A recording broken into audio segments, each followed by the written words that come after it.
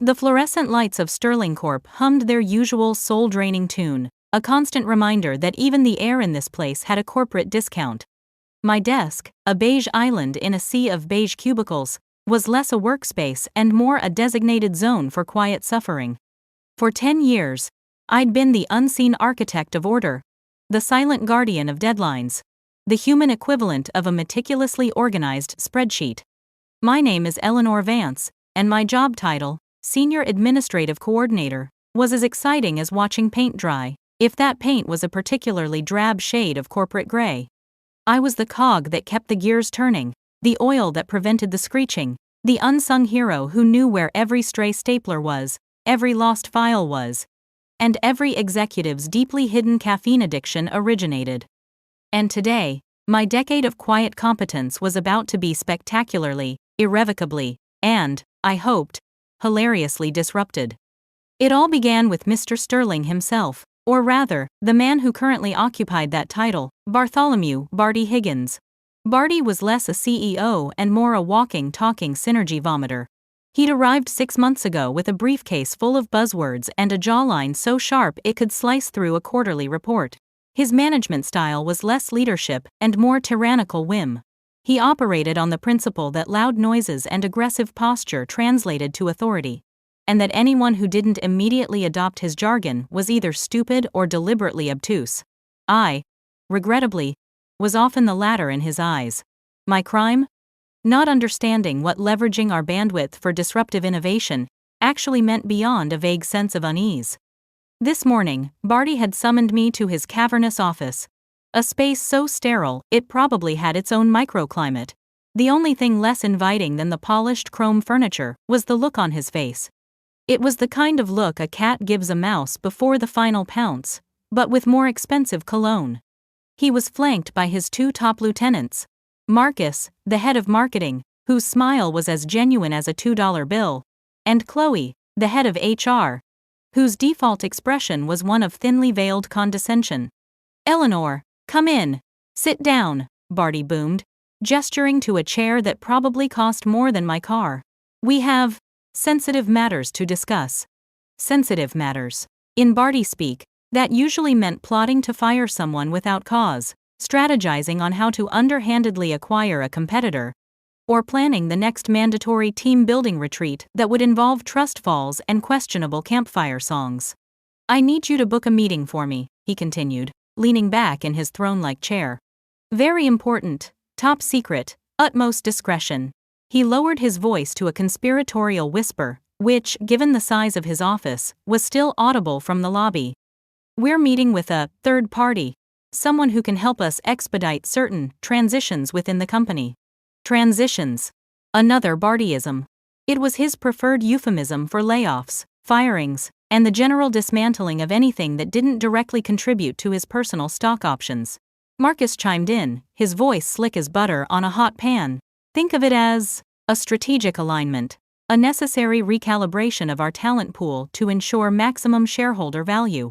Chloe, ever the pragmatist, added, "And a very sensitive negotiation. This individual has specific needs, and we need a secure environment." Secure, sensitive, top secret. My mind immediately conjured images of darkened rooms, hushed tones, and shadowy figures exchanging briefcases filled with, what? Company secrets? Illicit coffee beans? "So," Barty leaned forward again, his eyes glinting. "You need to find us a place, somewhere private, somewhere where we won't be overheard, somewhere discreet." He paused for dramatic effect, as if revealing a groundbreaking scientific discovery. "Tomorrow, at 3 p.m. Make it happen, Eleanor." I nodded, my brain already whirring. 10 years of administrative life had honed my ability to translate corporate gibberish into actionable tasks. Barty wanted discreet. He wanted private. He wanted unheard. And he wanted it tomorrow. This was my domain.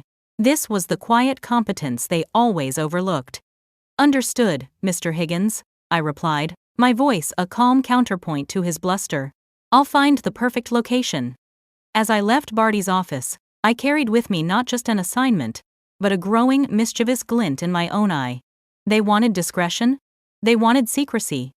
Oh, they were about to get a masterclass in how wrong things could go when you underestimated the person who managed the calendar. They forgot that in any organization, the administrator holds the keys. Not just to the supply closet, but to the entire damn schedule. My secret weapon wasn't a complex algorithm or a forgotten legal clause. It was far simpler, far more mundane, and infinitely more potent. The company's internal booking system. And a particularly well-known, strategically placed conference room. Back at my desk, I pulled up the booking system, the familiar interface glowing on my screen. My fingers danced across the keyboard, a silent prelude to the symphony of chaos I was about to conduct. Barty wanted private. Barty wanted discreet. Barty wanted to be unheard. And Barty, in his infinite, arrogant wisdom, had forgotten one crucial detail.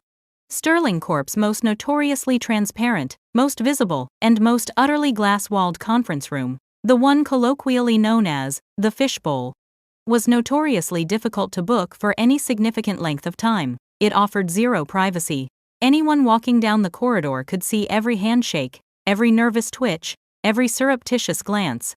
It was the last place on earth you'd hold a clandestine meeting, unless, of course, you wanted the entire company to know exactly what you were plotting. And Barty Higgins, in his hubris, had asked me to book it. I typed in the date, tomorrow. Time, 3 p.m. Duration, 90 minutes. Then, I navigated to the room selection. My cursor hovered over Boardroom A, Executive, a small, soundproofed, oak-paneled room designed for exactly this kind of shady business.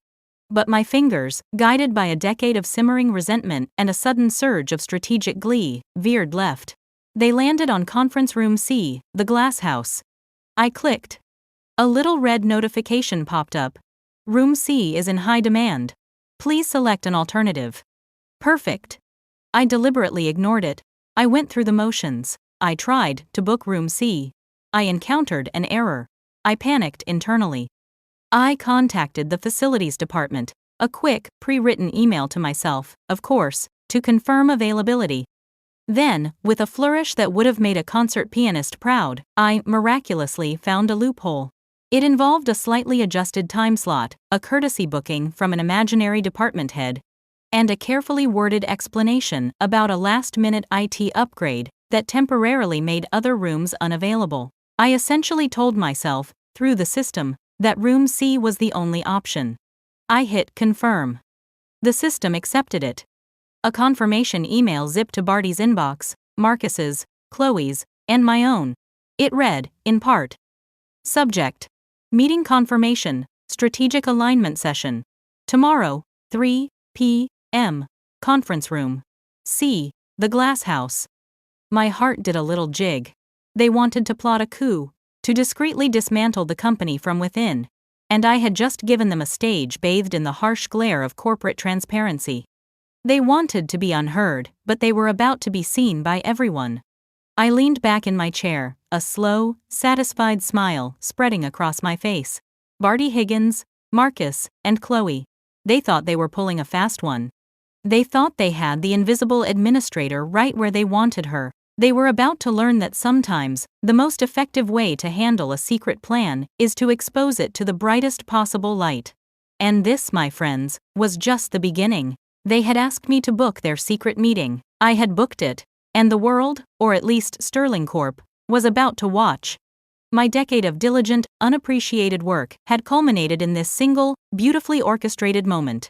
I hadn't been fired, not yet anyway. But I had been subtly sidelined, my contributions minimized, my quiet efficiency mistaken for meekness. They thought they were the architects of change. They were about to discover that the quiet person in the back, the one who kept the files organized and the coffee brewing, could also orchestrate their entire downfall. The sun was starting to dip below the cityscape outside my window, casting long shadows across my desk. The hum of the office lights seemed to mock me. But for the first time in a long time, I wasn't just another cog. I was the engineer of a magnificent demolition. Tomorrow, their whispers would be broadcast, their plotting would be performed. And their coup, my friends, would be the most visible, most embarrassing spectacle Sterling Corp had ever witnessed. They wanted to transition. Oh, they were going to transition, all right. Right out of their jobs. And I I was just getting started.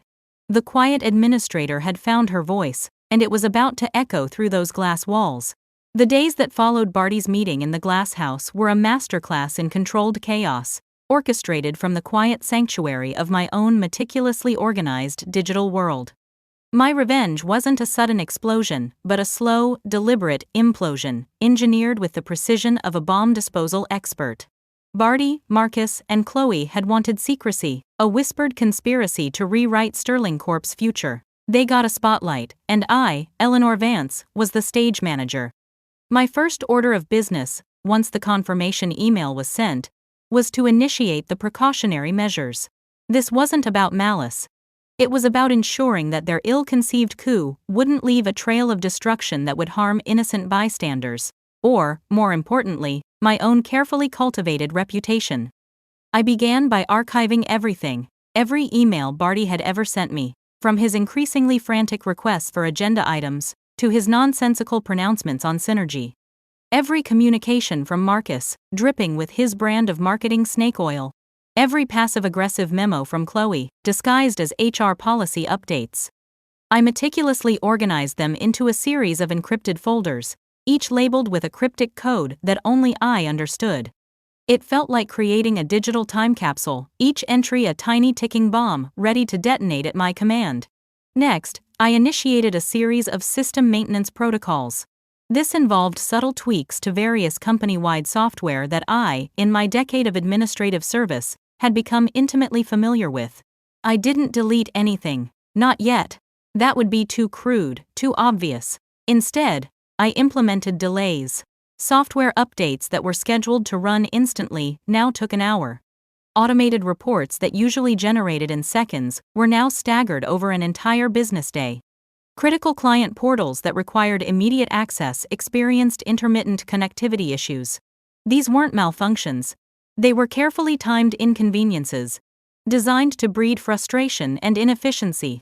Each subtle drag on the company's operations was a tiny, almost imperceptible, pebble dropped into the otherwise smooth-flowing river of Sterling Corp's daily business. The first real domino fell on Tuesday morning, 2 days after Barty's transparent summit.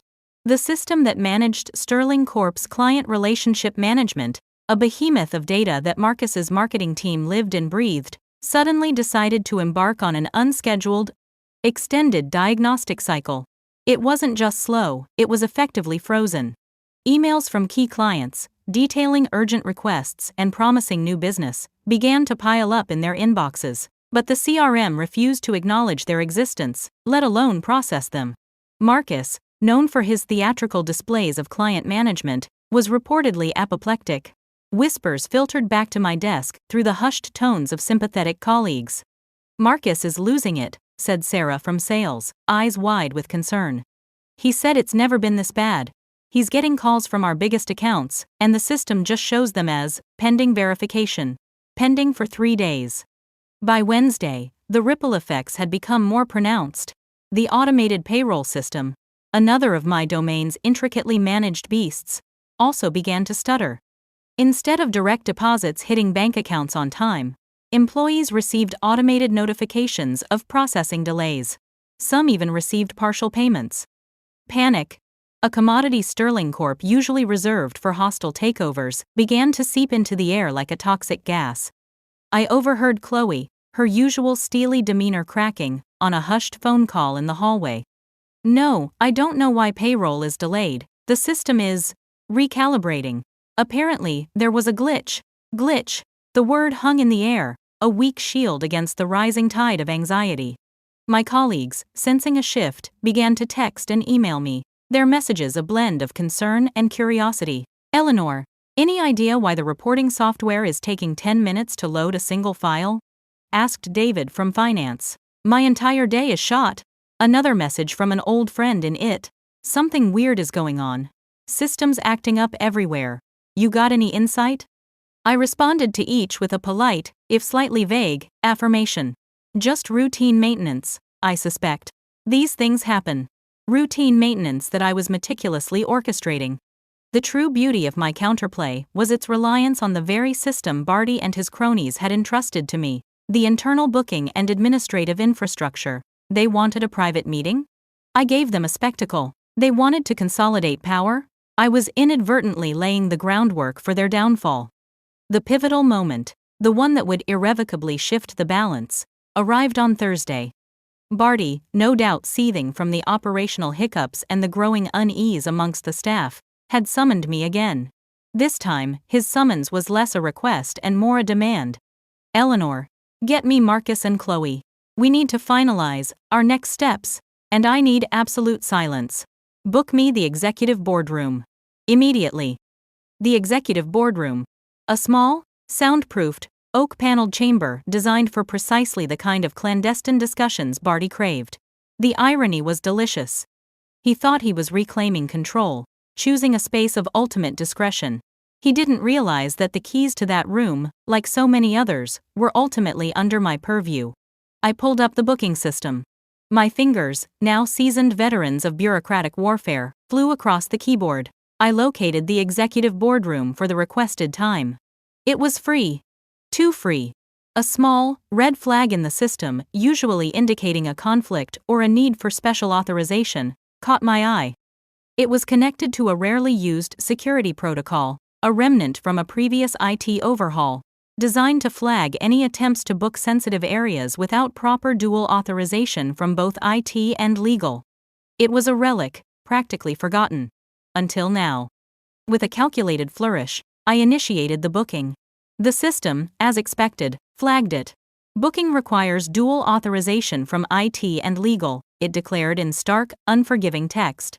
Barty, in his arrogance, hadn't considered the need for dual authorization. He'd just asked me to book it. He assumed my mere confirmation was enough. This was my opening. I didn't just ignore the flag, I leveraged it. I typed out a polite, yet firm, email. Subject. Urgent. Security protocol. Triggered. Executive boardroom booking. To Barty Higgins, Marcus Thorne, Chloe Davies. CC, IT Security Department. Sterling Corp Legal Department. From Eleanor Vance, Senior Administrative Coordinator. Dear Mr. Higgins, Miss Thorne, and Mr. Davies. This email is to inform you that your requested booking for the executive boardroom at 2 p.m. today has triggered a critical security protocol. The protocol requires dual authorization from both the IT department and the legal department for any bookings of this nature, due to the sensitive classification of information typically discussed in this room. Currently, only one authorization has been submitted. Therefore, the booking cannot be confirmed until the necessary approvals are obtained from both departments. I have notified them directly to expedite this process. I apologize for any inconvenience this may cause. I will keep you updated on the progress of the authorization. Sincerely, Eleanor Vance. I hit send. The effect was instantaneous, though not in the way Barty might have expected. There was no immediate angry call. Instead, a palpable silence descended. The usual office chatter seemed to mute. Colleagues, accustomed to my quiet efficiency, exchanged glances. The IT security department and the legal department, alerted by my email, began to stir. Their own systems, now pinging with this unusual request. Then, the real trouble began. The news of the security protocol and the pending authorizations spread through the office grapevine like wildfire. The implication was clear. Whatever Barty, Marcus, and Chloe were planning was so sensitive, so potentially disruptive, that it required special security clearance. The whispers started small, then grew louder. Was it a merger? A hostile takeover? Layoffs? The uncertainty, amplified by the deliberate slowdowns I'd initiated earlier, created an atmosphere of mounting dread. The final piece of my counterplay wasn't a dramatic reveal, but a quiet, almost anticlimactic, administrative action. After sending the email, I made a single, polite call to the legal department. Miss Albright, I said, my voice as calm and steady as a seasoned negotiator. Regarding the executive boardroom booking, it seems there's been a misunderstanding. My understanding from Mr. Higgins was that this meeting was about a strategic realignment of resources. Given the sensitive nature, I thought it prudent to ensure all protocols were followed. However, I have just been informed by the legal department that the proposed realignment, as outlined in the booking request, appears to fall under a section of the employee handbook related to involuntary termination of key personnel without proper procedural documentation. They have therefore placed a temporary hold on the room's availability pending a full review. I hung up the phone before Miss Albright could fully process the implications. The executive boardroom booking was officially on hold. Barty, Marcus, and Chloe were left in limbo, their clandestine meeting thwarted not by a dramatic confrontation, but by a bureaucratic roadblock. The knowledge that their secret coup was now under formal review by legal, and potentially IT, would do more to dismantle their confidence than any direct confrontation could. They had wanted to plot in secret, but I had just painted a giant neon sign above their heads that read, "Suspicious activity under investigation." The trap was sprung. And the architects of the coup were beginning to realize they were caught in their own meticulously constructed web. They were in trouble, and they knew it. But they still had no idea how deep the trouble truly ran, or how I, Eleanor Vance, the quiet administrator, had orchestrated it all. The days that followed my incident report regarding the executive boardroom booking were a testament to the sheer power of institutional inertia when faced with genuine bureaucratic obstacles. Barty, Marcus, and Chloe's clandestine meeting had been spectacularly derailed. The news of the pending review by legal and IT had done more damage to their conspiratorial plans than any leaked memo could have. Morale plummeted, whispers of uncertainty turned into open speculation. The carefully constructed facade of Sterling Corp's unwavering leadership began to crack, revealing the shaky foundation beneath. My own maintenance protocols continued their silent work. The intermittent connectivity issues escalated. Client portals flickered in and out of service. Automated billing systems experienced anomalies that delayed invoices by days. Crucially, the internal HR system, the one Chloe meticulously managed, began to display alarming inconsistencies. Employee records seemed to shuffle, vacation days disappeared, and performance review deadlines inexplicably vanished from calendars. The carefully curated order Chloe prided herself on was dissolving into digital disarray. Then, the inevitable happened. A terse official email landed in my inbox, bypassing Barty's usual demanding tone. Subject: immediate attention required. Outstanding operational issues. To Eleanor Vance. From Office of the CEO. Legal Department. Dear Miss Vance, it has come to our attention that significant operational disruptions are impacting Sterling Corp's daily functions. Client access issues, payroll discrepancies, and significant delays in essential reporting have been reported across multiple departments. Furthermore, your recent booking request for the executive boardroom and the subsequent notification to legal and IT have raised serious concerns. We require an immediate explanation for these actions and their connection to the current systemic failures. Mr. Higgins requests your presence in his office immediately. Failure to comply will result in further disciplinary action. The tone was stark, stripped of Barty's usual bluster, laced with a desperate urgency. They were losing control, and they knew it. I didn't respond to the email. Instead, I calmly packed my personal belongings into a small, nondescript box. I retrieved a folder from my desk, not the one containing my meticulously organized evidence, but a simple manila folder labeled Final Exit. When I arrived at Barty's office, the scene was a tableau of corporate panic. Barty was pacing, his usual sharp suit rumpled. Marcus stood by the window, his slick demeanor replaced by a grim pallor. Chloe sat rigidly in a chair, her face a mask of forced composure. The air crackled with unspoken accusations and a desperate fear. Eleanor, what the hell is going on? Barty demanded, his voice strained. These issues, they're crippling us. And that booking fiasco? What did you do? I placed my box of belongings on the edge of his imposing mahogany desk. My voice, usually quiet, carried an unexpected weight. Mr. Higgins, Miss Thorne, Miss Davies. I was asked to book a meeting, a discreet, secret meeting to plan a strategic transition. I booked it, as requested, in the most visible, transparent location available, the glass house. That was the first step. Marcus scoffed. That was a mistake, not a plan. Was it? I asked, my gaze steady. Because the subsequent disruptions, the payroll delays, the client portal outages, the HR system glitches, those weren't mistakes. They were consequences. Consequences of a system designed for efficiency that was suddenly being run by someone who understood its deepest intricacies, someone who knew precisely where to apply the pressure points. Chloe's eyes narrowed. You're saying you're responsible for this chaos? I'm saying I identified the vulnerabilities they overlooked, I replied calmly. And I ensured that their strategic transition was met with appropriate oversight. I initiated a series of system maintenance protocols designed to flag any unusual activity. When the booking for the executive boardroom was flagged for requiring dual authorization, I ensured that the legal department was fully informed of the potentially illicit nature of the meeting's agenda. They are currently reviewing whether the proposed realignment constitutes unlawful termination or corporate espionage, as per my detailed report. Barty paled. Report? What report? I opened my manila folder. The one detailing your plan. The one outlined in the emails and communications I accidentally archived from your meeting in the glass house.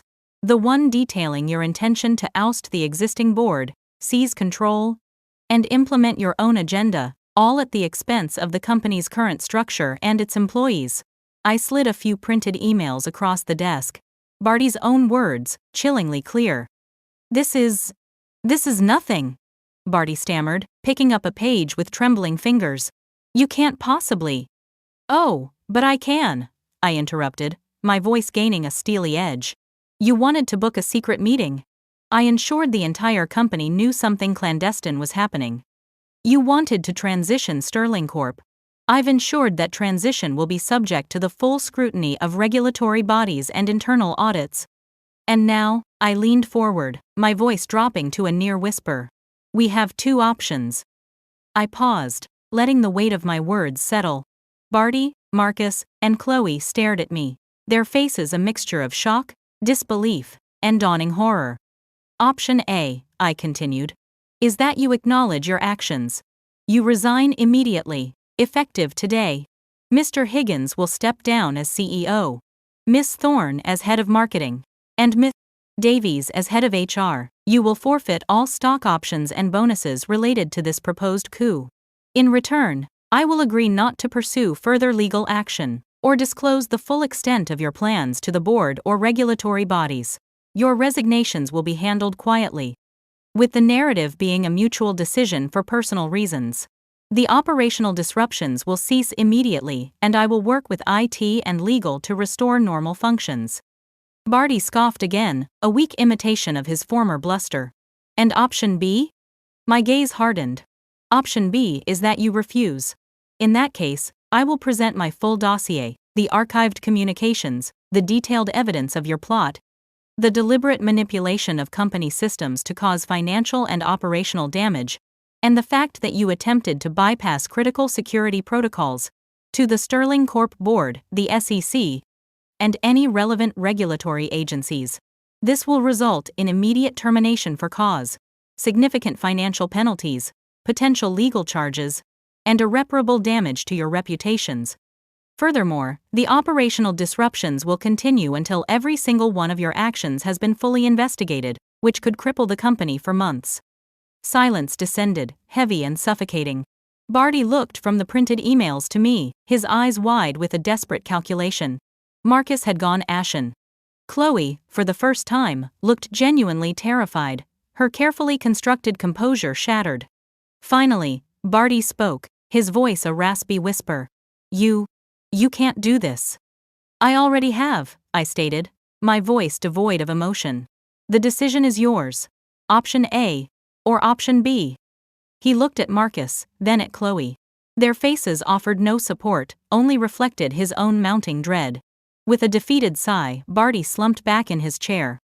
Option A, he mumbled, the words tasting like ash. We choose. Option A. The aftermath was swift and surgical. By the end of the day, the official company announcement was disseminated. Bartholomew Higgins, Marcus Thorne, and Chloe Davies were stepping down from their positions due to irreconcilable differences regarding future company strategy. There was no mention of the coup, no hint of the impending legal scrutiny. My carefully orchestrated operational disruptions ceased as abruptly as they had begun, leaving the company to quickly recover its equilibrium. I didn't get a promotion, not officially. But as the dust settled, a new interim CEO was appointed. Someone I'd quietly backed with my knowledge of the company's inner workings. Someone who valued competence over charisma. My administrative title remained, but my responsibilities expanded. I became the de facto guardian of Sterling Corp's operational integrity, the quiet force ensuring that such blatant abuses of power would never gain traction again. My decade of unappreciated diligence had culminated not in a pink slip, but in a quiet, definitive victory. Barty, Marcus, and Chloe disappeared from Sterling Corp, their careers in tatters, their arrogance, their undoing. They had underestimated the power of the overlooked, the quiet administrator who meticulously documented everything, who understood the system not just from the top down, but from the inside out. As I packed my remaining belongings into my box, I glanced around Barty's now empty office. The view of the city skyline, once a symbol of corporate ambition, now just looked like a collection of tall buildings. My work here, the quiet revolution I'd orchestrated, was complete. I didn't need a corner office or a fancy title. I had something far more valuable, the satisfaction of knowing that I had exposed their hubris and dismantled their conspiracy with nothing more than my understanding of bureaucracy and a well-placed email. If you enjoyed watching corporate arrogance crumble under the weight of meticulous planning and bureaucratic might, consider hitting that like button and subscribing for more tales of quiet competence triumphing over loud ambition. Because sometimes, the most satisfying revenge isn't about shouting the loudest, but about knowing exactly where to pull the strings. And as for Barty and his cronies, they learned a valuable lesson. Never underestimate the administrator, especially when they've been keeping notes.